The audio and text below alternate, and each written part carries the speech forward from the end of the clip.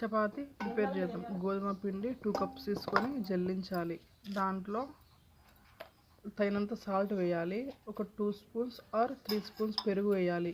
పెరుగు వేయడం వల్ల సాఫ్ట్గా వస్తాయి చపాతీలు. తగినన్ని వాటర్ వేసుకోవాలి. ముద్దగా చేయాలి. ఈ కన్సిస్టెన్సీలో ముద్దగా చేసి కొద్దిగా ఆయిల్ వేసుకొని ముద్దగా చేయాలి. ఒక 10 నిమిషాల వరకు పిండిని నానబెట్టాలి. తర్వాత ఉండలుగా చేసుకొని చపాతీలాగా రౌండ్గా రుద్దుకోవాలి. మిగతా పిండిని కూడా అలాగే పెద్దగా చపాతీలాగా రుద్దాలి.